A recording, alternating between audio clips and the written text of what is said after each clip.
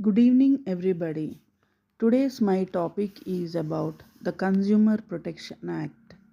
Many people have discussed about this, and many videos has revealed lot of rights and duties of consumers who are using the valuable products or the costly and expensive products. But today's my topic is to give the knowledge to the startup companies, because if they are ready to produce few products or any electronic appliances or any type of applications, even they should know the consumer rights before entering into the market. So it will be useful for the consumers, and but my main theme is to provide some information to the new startup companies so that they will be more accurate while introducing their products into the market.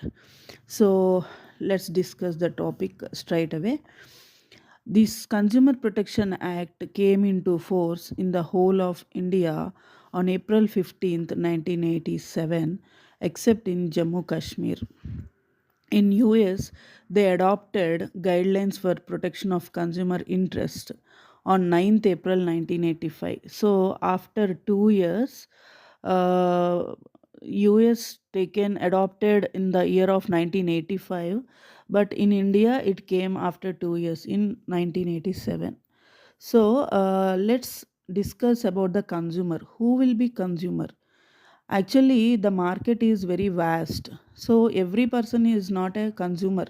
We need to understand. So every person can be a customer, but every customer cannot become a consumer. Means, see, let's suppose if you have a shop or any electronic showroom, so every person can enter into the showroom and he can watch your products and he can analyze your about your product features and quality and other questions also he can ask. But as soon as he asks the questions, as soon as he inquire about the product, as soon as he is analyzing your product quality, that doesn't mean he is going to become your consumer. Means he is not buying product from you. So here the difference is every person can become a customer. Means observing your product, asking questions, inquiring about your product details, features, so that he became a customer. But as soon as he buys your product, then he'll become the consumer. That is the difference between customer and the consumer. Consumer means this customer is consuming your product. That is the reason he became a consumer. We call him as consumer. Otherwise, just with an inquiry, he'll become the customer. So before to that, he is just a person. Every person cannot become a customer. Means every person who is walking through your showroom road cannot become your customer. Once after entering into your showroom, he became your customer. So once after purchasing that item or product or using your application, any software product or hardware product or even any detergent soap even, then after consuming, he is ready to buy, to consume that product, so that he became a consumer. This is the difference. So this is the definition we need to understand in economical terms, not on a regular basis. Okay, so who is consumer here? Who he How he had been defined by economical terms, let's discuss. A consumer is one of the important components of an economy, as he exhibits his important role from both ends, demand as well as on the supply end. So customer is different from the consumer. We understood, right? In the same way, the customer plays an important role both ends of economy, like demand and supply. We all know this economy totally based upon demand and supply. So in both ways, from demand way and from the supply end, this consumer is most important role here. Okay, and then our economy will be totally dependent upon activities which are carried by this consumer. So because of his fundamental existence of this consumer's demands only, we are this economy, this market is existing, right? So if a person cannot become a customer, he cannot consume your product. So if he doesn't have any demands, if he doesn't have fond of or interest of purchasing your product, there is no demand and supply, right? So first he should buy on the basis of needs, then also he can become the consumer. So first he needs to understand your product quality, so that he can choose your product, again he can become your consumer. And then he should have some uh, access even. So if he has money, but if you are not giving him access to buy, like if he is staying in village but he wants to buy your 1 lakh TV, so, but your showroom is in Bangalore or Pune or Maharashtra or somewhere, then he cannot buy, right? So you have to give him access, then only he can buy that, right? So even if you are providing the access, if he is able to buy that, then also he is becoming consumer. So from both ends, from supply end and from the demand end, he is playing a crucial role here. So his fundamental existence of needs is the fundamental existence of the market here. So where there is no customer, or where there is no want, or where there is no need, there is no market. We understood, right? So that is the reason customer became king in this market and economical terms. So we should treat our customer, whether female or male, we should treat them as a king or queen. So, however, it is also observed that consumers got cheated. So, even though they are paying lakhs of amount by seeing the product features or the quality or high-end product validation, brand value, or whatever it may be, or according to their own needs, sometimes consumers will be getting cheated by these companies, or by these showrooms, or by any normal shop even. So the need of some sort of legal protection is required. Okay, so here we have to take about the valuable products, not about ordinary kirana stores or something.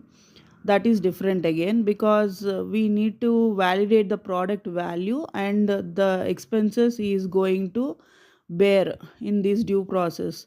So it should be matchable, right? So that is the reason I am taking only the expensive products here.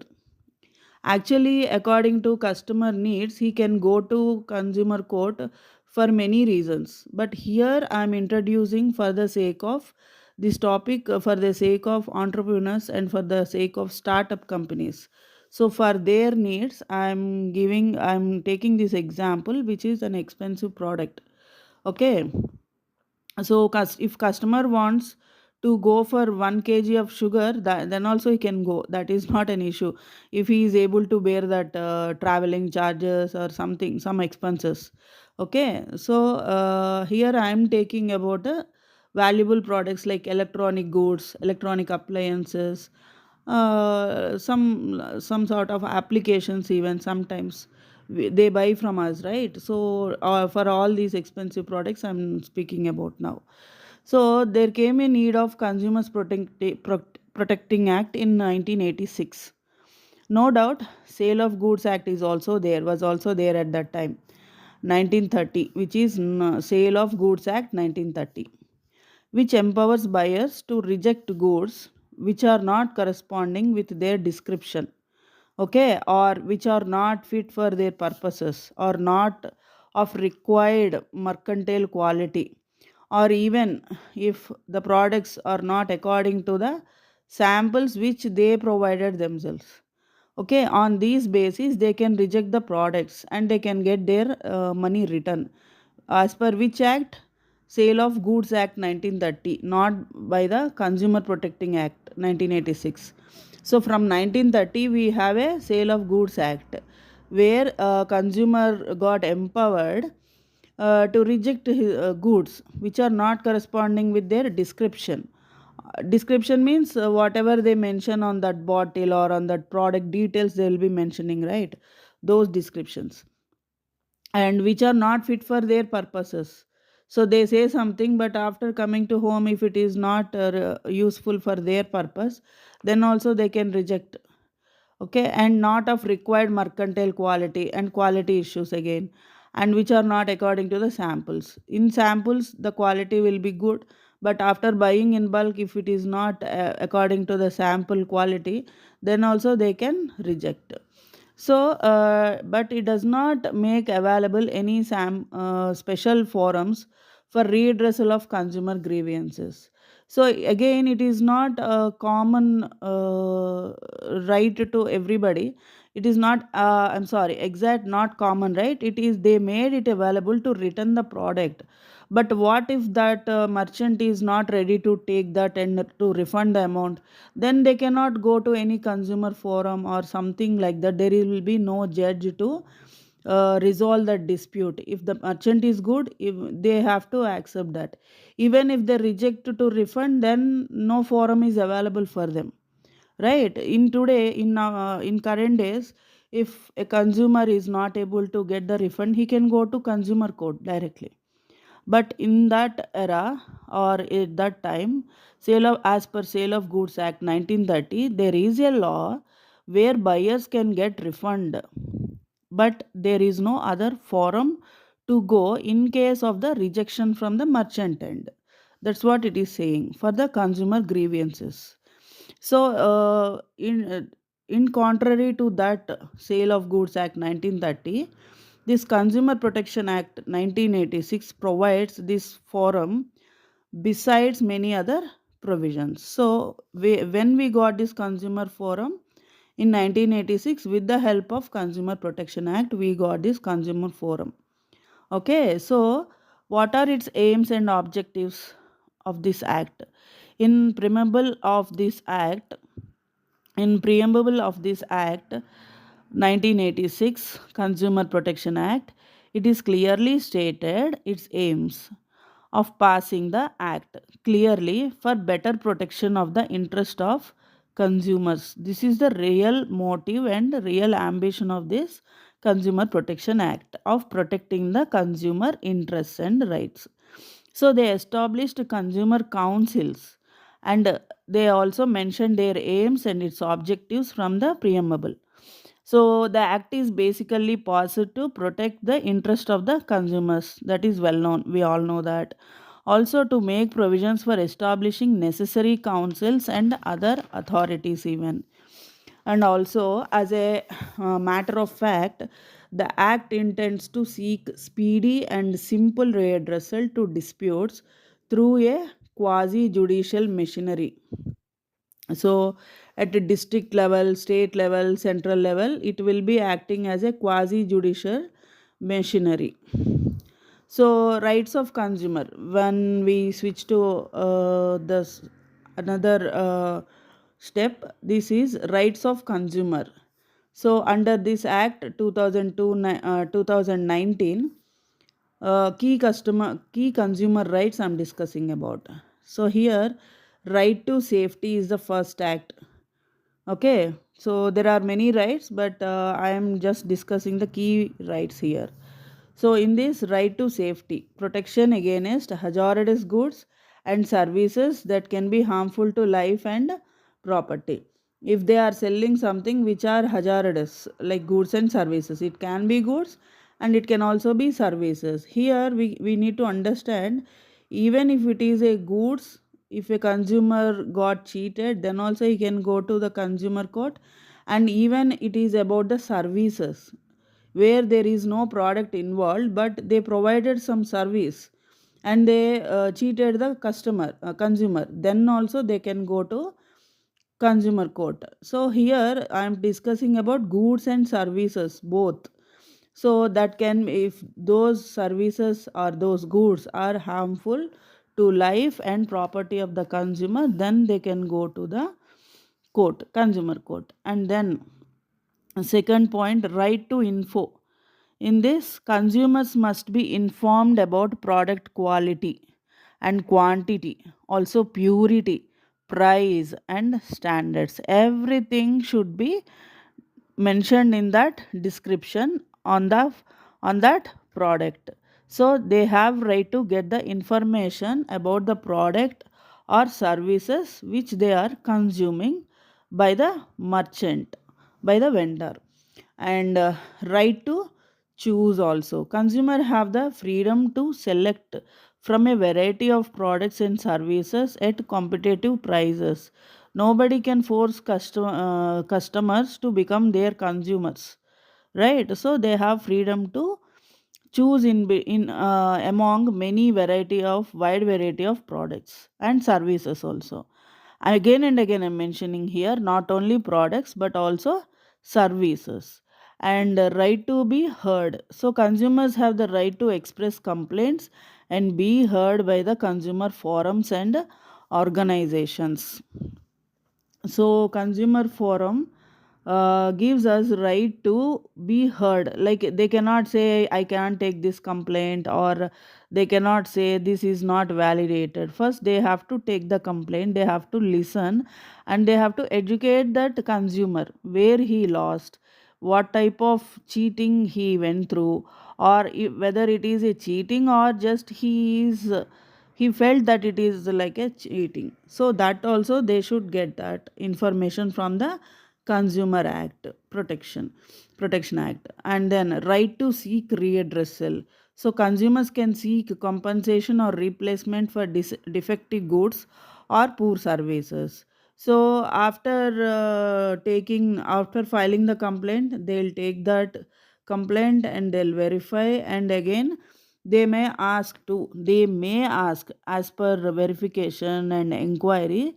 They may decide and they may ask the vendor to pay the compensation or to replace the defective goods or services.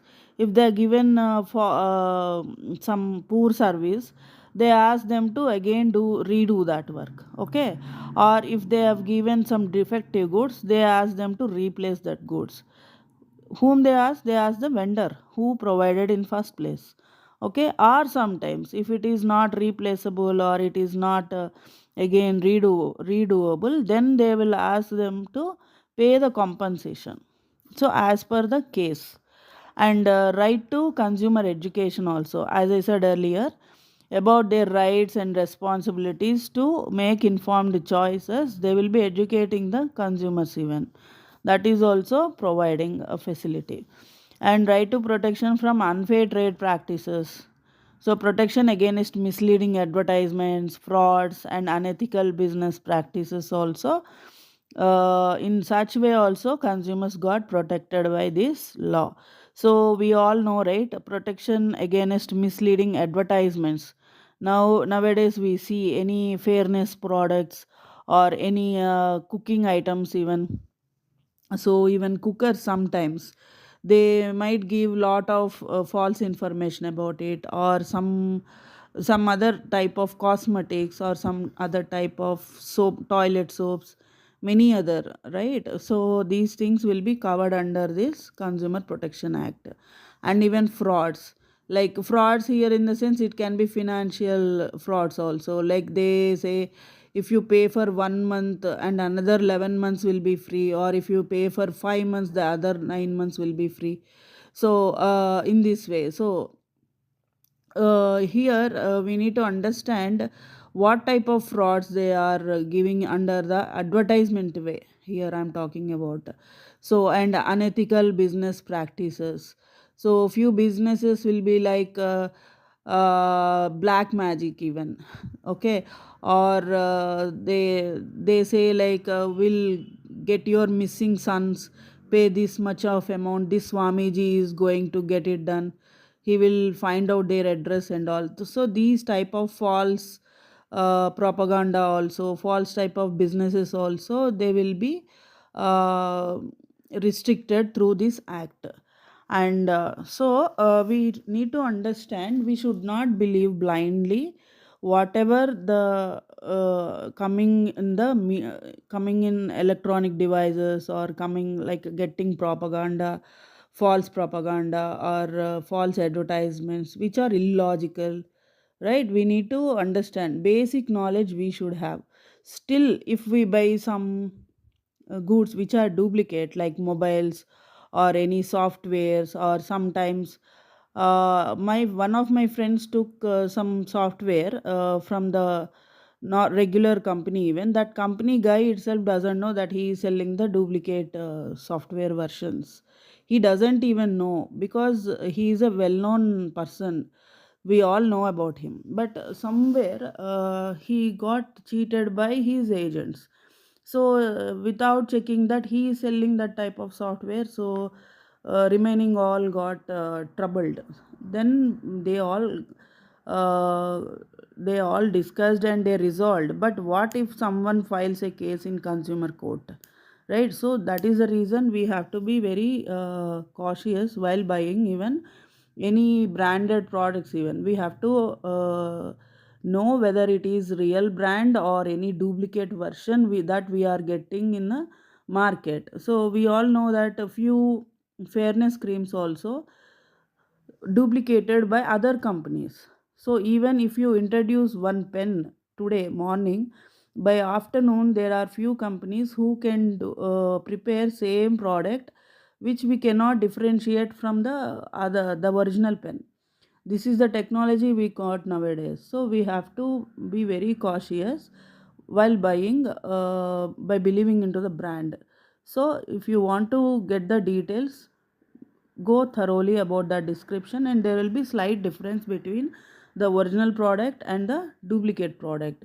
So everywhere, it can be in food products, or it can be in cosmetics, it can be in normal 5 rupees pen, or any software version or hardware versions, even mobiles also. They put some brand name, but innerly it is a duplicate of such brand. That also we have to verify, and then only we have to buy.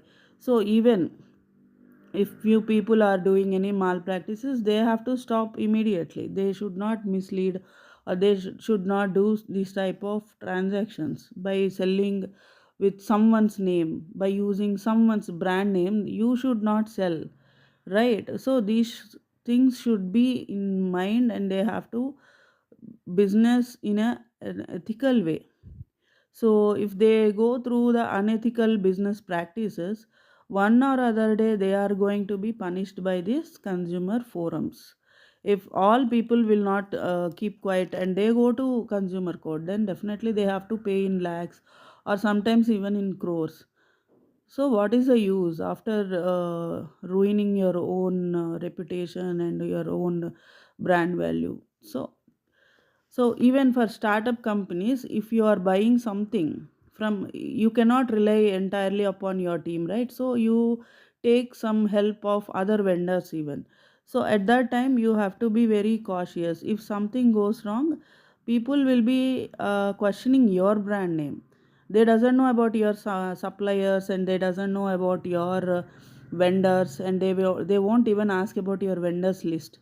Even if you give some sort of explanation to them, they won't be ready to listen. Even directly they will be going to the consumer forum, and they will be filing a case against your company and your brand name. So that is the reason, if you are dependent upon many vendors, and if you are using their spare parts, or if you are using their accessories, or any in any form, if you are dependent on your suppliers for your product sake, then you have to be very careful. Okay, because your brand value must not be questioned by somebody xyz, right? So that is the reason. So it is well known concept, actually everybody knows nowadays, but for startup companies it should be a major topic before introducing their product into the market. Whether it can be a toilet soap, or a toilet washroom cleansers, or it can be shampoo, or it can be software versions, or it can be any hardware object, or any type of product, or even if you are giving some sort of service to the clients, like hairdressers or sari draping even, right? Even women are taking many services nowadays at their doorstep, like beauticians, everybody, right? Even courier services or some delivery services, whatever services you are giving, you should be very cautious. And entrepreneurs should not forget about consumer rights and responsibilities also. Even responsibilities also they have, so you have to research on it. And consumer once become your loyal customer or a loyal consumer, means every time if he is again and again buying your product, he is increasing your responsibility as long along with profits even. If a consumer is coming to your brand again and again by showing his loyalty towards your product, then your profit is also increasing there, also your responsibility is also increasing to keep up his trust, right? So that is the reason you must understand his rights. So we should not violate consumer rights. And then he has every right to file a complaint at any point of time. So we must be very cautious. And while readdressing the disputes also, we should feel it as a responsibility, rather than dominating him, or rather than educating overly to discuss about our problems. So it is not going to work in that way. I can see few people who speaks lot of their problems and dominate his issue, and sometimes they even bargain. So is not going to work out in that way. If one customer put some review in his in your website or in your product details, then product not product details, that product reviews, then it is going to affect your market heavily. So you should be very cautious again. So sometimes it can be at district level, sometimes it can be at state level, or sometimes it can be at national level. So at any step he might hit your reputation. So that is the reason at district level, state level, national level, as per your product and services, you should give proper service and proper formulas to readdress to, I mean, customer service whatever you are providing. Few people will be selling the product, but while coming to service they won't give proper service. Means once after buying that product, they won't pay attention to that customer, to that consumer, for any repairs or warranties or guarantees. They won't treat him in a proper way, which he deserves actually. So then it will be affecting your customer relationships, rates and reviews. So you should be again cautious. And it can be applicable for non perishable goods even, not only for perishable goods. So, perishable goods, we all know that food products, which can be perishable in 2 to 3 days. Okay, and non perishable, we all know electronic appliances, for example. So, as it protects consumers from defective, unsafe, or adulterated products, from everything, from every product, every service will be covered under this Consumer Protection Act. So here we have to clearly know about this right to safety, not only about hazardous products but also food. Food must be safe, which are perishable. So free from adulteration, we need to consider and should comply with FSSAI, like Food Safety and Standard Authority of India registrations. Okay, so if you are selling, if your product is food, you should be more cautious. So you should be more concerned about the adulteration, and if it is complying with the FSSAI standards or not. So this must be recognized and it should be implemented even. Also, right to information, like labels must have manufacturing date and expiry date, because you are dealing with the Perishable goods, we already discussed about non perishable goods, right? We all know that it is very common. We just need to be good with the quality and providing prompt customer service. That will be enough over there, right? Features whatever we promised as per the sample and as per the advertisement, we have to streamline the product and we have to streamline the services.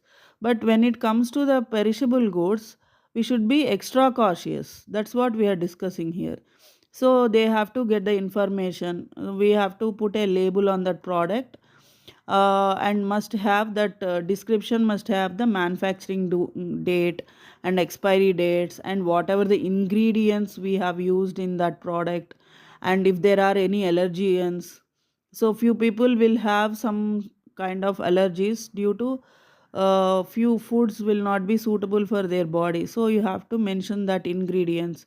So if there are any allergens even, and the nutrition details also, what they can get by using your food product, like yogurt, dairy products, or some bread, even ready made paratas. Every product will be covered, every fruit, I mean every food product will be covered under this act. So if you are dealing with food products, then you should comply with your product should comply with the standards of FSSAI. Right. So, as per their instructions, you should maintain all these nutrition details, manufacturing date and expiry date. We all know that ingredients, allergens, we need to mention on that. And also, if something goes wrong, right to readdress also they have. If food is spoiled, mislabeled, or harmful, or if seal is opened, consumers can file complaints and seek compensation. Okay, so if you are delivering regularly, once in a while, that's okay. But if you are regularly delivering a product which is not with a proper seal, or if it is spoiled, content is inside, or mislabeled, or if you came to know that your product got duplicated by someone else, or if it is harmful, or then consumer can file a complaint. Okay, and they can get the compensation. So we have to understand it. And right to protection, so here if what if some other person is duplicating your product, that we have to research again. You need not to pay compensation, but first they will decide that you are the culprit there. So there you have to stand and readdress that question, and you have to prove that it is not from your company's end. So that is your duty here. You need not to pay the compensation, or accordingly they will guide you. Right. So this also you have to make a note. And then right to protection from unfair trade practices, fake organic claims, misleading advertisements, and date can be challenged even, like best before use dates. These dates can be challenged. So unfair trade practices, under this column they can challenge anything like fake organic. They say like it is organic, but maybe it may not be, right? So in that case also they can challenge. And misleading advertisements, like in 6 weeks you are going to get more hair if you use this oil or something like that, or something, if you consume this oil, edible oil, then your hair will be growing in 6 weeks for 6 meters, or whatever illogical advertisements. And then false dates, even best before. Actually it should be used in 2 days, but if you give it can be used till 7 days, then it is a misleading thing, right? So that also can be challenged. Even if the date is misleading, that can also be challenged in consumer forum. And then expired or unsafe food, you can complain to FSSAI. Even that organization also take the complaints. Okay, if it in case of expired or unsafe food only, and that too food products only, not like a random customer or random consumer here. Okay, so for in regards to safety violations, that too food safety violations. Okay, and then consumer forum for compensation and justice. So consumer forum is for compensation and justice. As I said, they will ask the vendor to pay the compensation, or they might guide him to replace the product or redo the same service which they spoiled. So accordingly they will give the justification. So that's all for today. If you are a startup company owner, or soon you are going to soon if you have any plans to establish a new company, you should go through all these in detail. Whatever I